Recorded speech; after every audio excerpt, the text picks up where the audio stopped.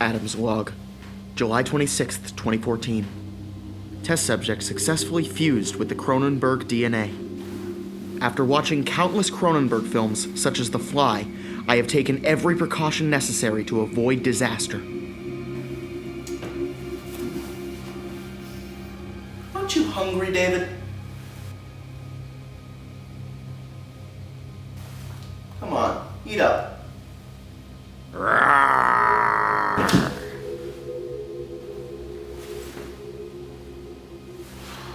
David seems very agitated.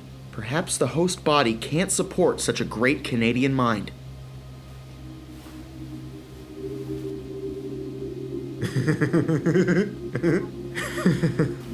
David, are you buff? Oh, I spooked you good. Maybe I do have a Cronenberg-esque mind.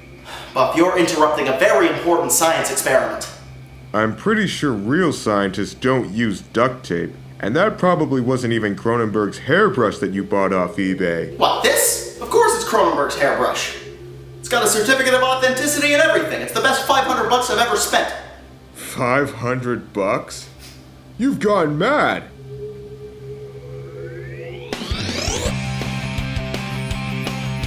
Hey guys, welcome to another episode of Out of Frame.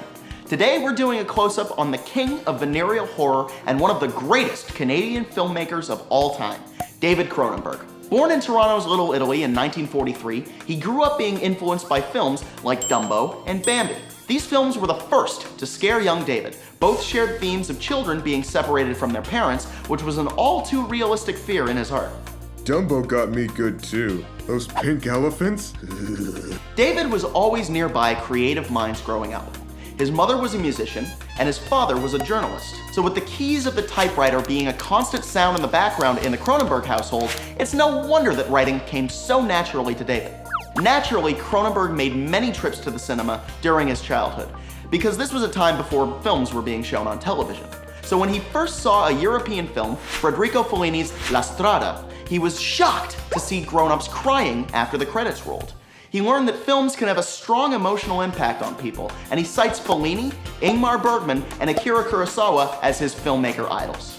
Speaking of Kurosawa, check out Out of Frame's close-up on the Japanese filmmaking legend. As a young man, Cronenberg had many interests, and he wasn't quite sure of his path in life. He was writing at the time, but he had always thought that he would write articles like his father rather than film scripts. He always had a great interest in science. He went to the University of Toronto for biology, focusing on entomology, the study of insects, being a great passion of his. Thinking they were sorts of alien-like life here on Earth, Cronenberg would later incorporate his knowledge and love of bugs in his sci-fi horror film, The Fly, starring Jeff Goldblum. His scientific background can be seen in many of his films, and it shows why he has no problem portraying science experiments gone wrong. Your face is a science experiment gone wrong. That one actually hurt, Buff. At the time, Cronenberg didn't really believe that there was a professional Canadian film industry. Cronenberg never went to film school.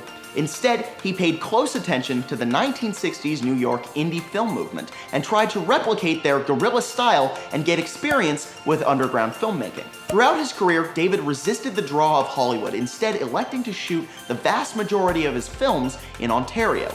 However, Cronenberg admitted to almost going to Hollywood to produce Shivers, his first professional film. Luckily, a Montreal media company, Cinepix, financed the film, and Cronenberg discovered the legitimacy of Canada's production facilities. One of David's other great interests is technology. He says that the world is filled with the most brutal violence, but also the most brilliant technology, both of which are reflected in his work. Many of his films speak about the connectivity between man and technology. Like Canadian theorist Marshall McLuhan, he sees technology as extensions of our bodies. The fork, an extension of the hand. The bicycle, an extension of the feet. Oh, I got one. The fake eyelash is an extension of the eyelash. Good one, Buff. That's where the organic technology in his films comes from, such as the so-called fleshy handgun in Existence and the stomach cassette player in his next film, Videodrome. Videodrome was born out of the limitations of TV at the time. David remembered a time when you had to have the antenna at just the right angle to get the channels you wanted. During this time, Cronenberg remembered receiving strange, forbidden signals when his reception was off, which produced some very creepy visuals. A lot of people see the movie as prophetic, as it has hints of internet problems such as forbidden URLs and taboo websites. Like www.buffsbuffbod.com. Now with 75% more pop-ups. I sincerely hope that doesn't exist. Since the 80s, video games fascinated David. He sees the interactive worlds of video games as extended versions of cinema. According to Cronenberg, the ideal video game feels exactly like reality, which is where he got the idea for Existence. Once again, using his signature fictitious organic technology, Existence is about a video game which literally has input ports on your body. Cronenberg believes art and film connoisseurs seek danger and thrills, and few things are more dangerous than a video game with real-life consequences. Oh hush, I can think of plenty. Sharks with laser turrets on their fins, bears with lightsaber claws. I could go on for days. Please don't. Another of Cronenberg's recurring themes is the nature and fragility of doctor-patient relationships. In two of his films, Dead Ringers and A Dangerous Method, that relationship is tested to the extreme.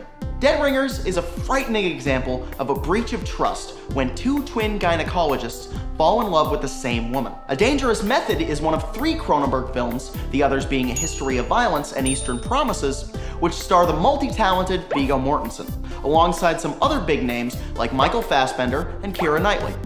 A Dangerous Method focuses on the 2 fathers of psychoanalysis, Carl Jung and Sigmund Freud, and their relationship with Sabina Spielrein, a patient of Jung's. Through his films, Cronenberg expresses his passions, deviant thinking, and unique aesthetic style. He's a dedicated Canadian filmmaker, and it's great to see directors stick to their roots whilst not being tied down to them. Well, I'd better call this a wrap on today's episode before Buff needs to see a shrink. Hey, I'm not the one hearing invisible voices, pal. Got a point. Be sure to subscribe and follow us on Facebook and Twitter for all sorts of great info on today's most talented media moguls. Next week, you'll be seeing Quintuple as we do a close-up on the hilarious Marx Brothers. But before you go, here's this week's trivia question. One of David Cronenberg's other passions is automotives and motorcycles. Let us know which of his films feature the fast and furious world of cars for a chance to get a shout out on Twitter. Tweet your answers to @OutOfFrameTV or write a comment below the video. See you next time.